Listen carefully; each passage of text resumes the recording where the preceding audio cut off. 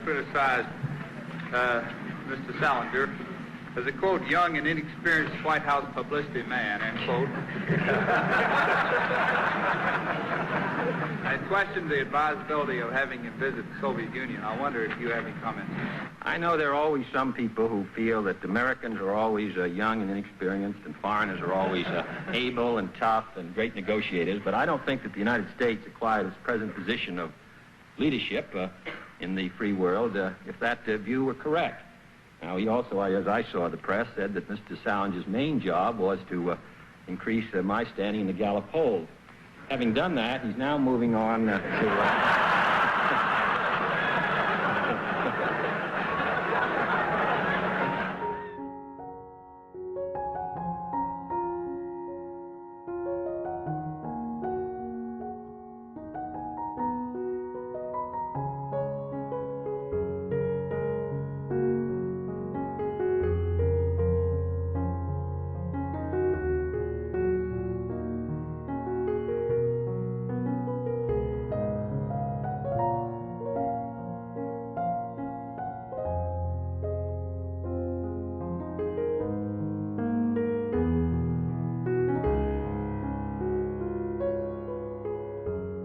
And this is the museum. So here we have Pierre's life seen by a cartoonist, Italian cartoonist. We have created this little museum because we thought it was important. Pierre lived here and he loved it. And I think it's important that we can show the little bit of history that he was part of. And it's important for people reminding them history, for some others to let them know about history. So this is a funny story. It's a box of cigars that was given to Pierre by Nikita Khrushchev when Pierre went to Moscow to meet Adjubey, who was the editor-in-chief of the Vestia. And President Kennedy, when Pierre brought them back, said, well, there is an embargo.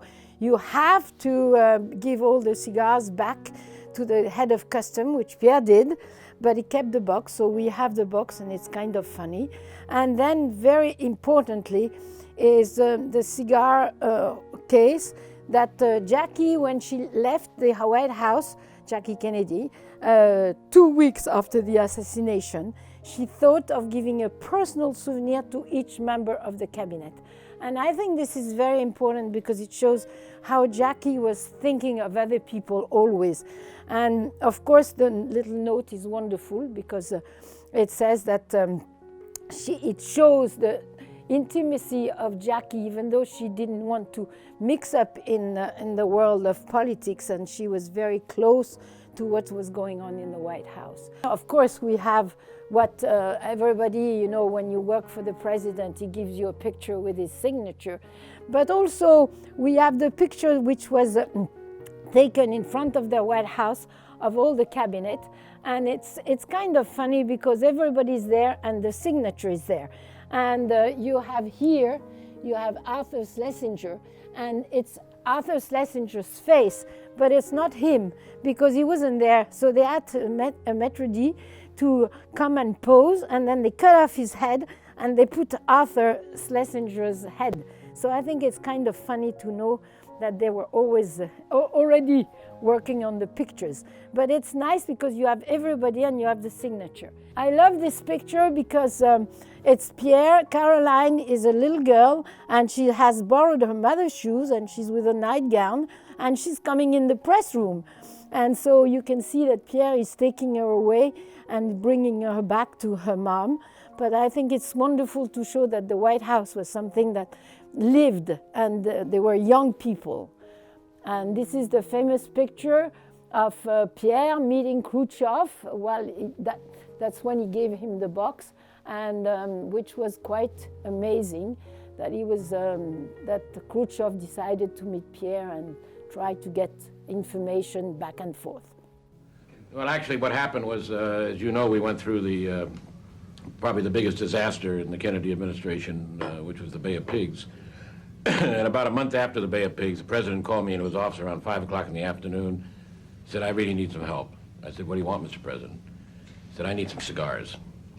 The president smoked Cuban cigars. He smoked the Petit Upman, as I remember it. So I said, fine, how many do you need? He said, 1,000. I said, when do you need them? He said, by tomorrow morning. I said, that's a very tough assignment, but I'll see what I can do. Anyway, I was smoking a lot of cigars myself in those days, so I contacted a lot of my stores, and next morning I got to the office at 8 o'clock, and the president was already ringing me from the Oval Office, come right in, come right in. How'd you do? I said, I did very well, Mr. President. How many did you get? I got 1,200. Fantastic. He opens up his desk drawer, and he pulls out the decree banning all Cuban products from the United States and signs